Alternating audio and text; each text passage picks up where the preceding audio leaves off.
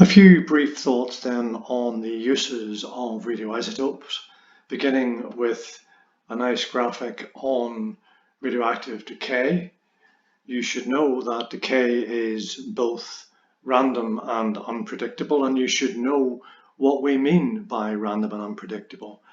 Unpredictable, you don't know when it's going to happen. Random, you don't know how many will decay in the next given period of time. Neither do you have any control over it. You can't speed it up, you can't slow it down, you can't change it, you can't stop it. It just happens.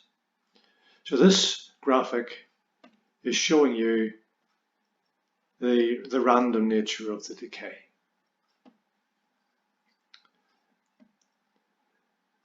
And of course, when you have lots of parent nuclei decaying into stable daughter nuclei, initially the activity, the number of decays per second, is going to be higher than later on when there are fewer nuclei left to decay. And so you can see here that the number of blue spheres turning red every second is less. Uses then. As I've said before, uses are largely gamma sources. Most of the things that we do with radioisotopes involve gamma sources. Not all of them, and you'll see one use here that doesn't. But here, medically, we use gamma. Here we have an external gamma source, that is to say, it's not inside the body, and it's being rotated around the body in a circle, and the tumor, the cancer that we're aiming the gamma rays at to kill it, the tumor is in the center of that circle. So wherever the source is, it is firing gamma radiation at the tumor. However, the healthy tissue all around the tumor is getting a much lower dose, so it is safer. The other thing about it is that cancer cells are more susceptible to damage by ionizing radiation than normal healthy tissue on the whole. Because cancer cells are rapidly dividing cells, they are more susceptible to damage than cells which aren't rapidly dividing. Of course, the body does contain rapidly dividing cells, sperm cells, and hair cells are rapidly dividing, and so these are susceptible to ionizing radiation too. They're also used, gamma radiation is also used to sterilize equipment. So you can, when you're manufacturing syringes, for example, for medical use, you can manufacture them, package them up in airtight containers, and then you can irradiate the whole thing with gamma radiation to kill the bacteria on it. And it is sterile then. Here you have an example of tools being irradiated to sterilize them. Strawberries too, for example, soft fruits are irradiated so that they last longer on the shelf because the bacteria have been killed. That doesn't mean they're contaminated, it doesn't mean that there is radioactive material on them. Gamma rays have passed through them and killed the bacteria.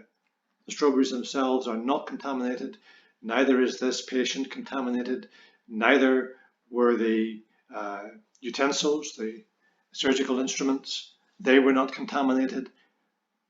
Gamma rays had passed through them and killed the bacteria on them and in them. And here gamma rays are passing through this gentleman, and the gamma rays are being absorbed principally by the cancer cells and killing them. Another use is the automatic thickness control for paper mills, for aluminium foil manufacture, making sheets of anything really. And so we have a beta source here, we have a detector here, and the detector sends a signal to the control system to control the distance between the rollers. So you can automatically set the thickness that you want, and the rollers will be controlled to maintain that thickness, so that you are making a uniform product.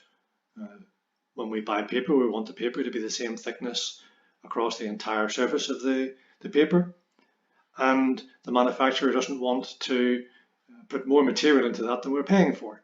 So there's two reasons why you want your paper or your aluminium foil or whatever to be uniform thickness. Now you can't use alpha because of course the alpha would be absorbed by the paper. You can't use gamma because it would be unaffected by the paper or the aluminium. And so beta is the thing to use there. So while I said virtually every use is gamma, here's an example of a use of beta.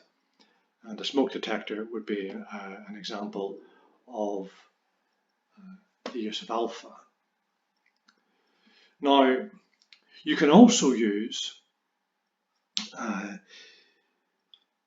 radioactive sources to check leaks.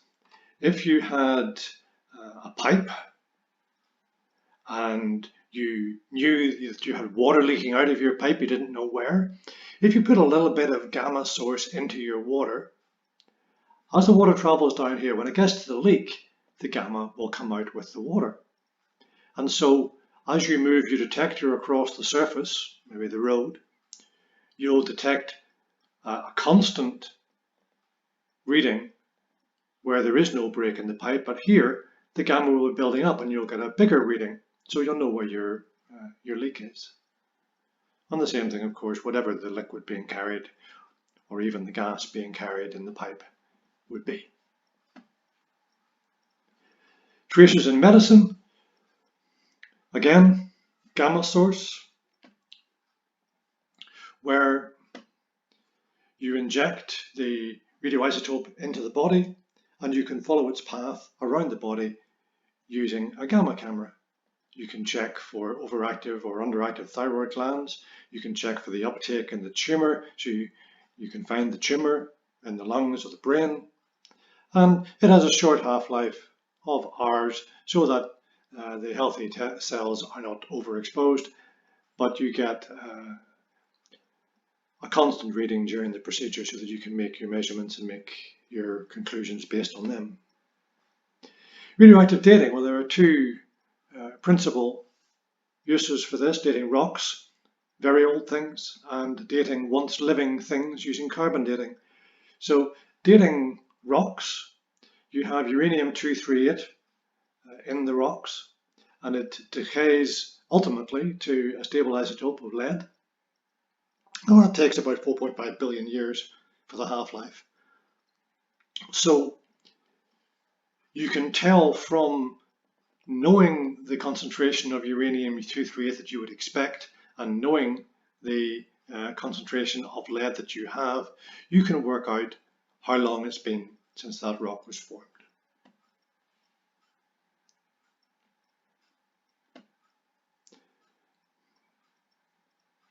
And there you go. So as the concentration of lead rises and the concentration of uranium falls, you can work out the age of the rock. Carbon dating. Living things exchange carbon-14, which is a radioisotope of carbon, with the atmosphere while they are alive. When they die, they stop exchanging carbon-14, and so the proportion of carbon-14 in the organism's carcass falls. And so knowing how much carbon-14 you expect and knowing how much carbon-14 you've got, you can work out how old your item is. But it only works for once living things. And you can see here, if the original activity was 16 becquerels per gram of wood, and it's now down to 12, that is 75% of what it was before. You can read off the graph and you can say, well, that's 2,400 years.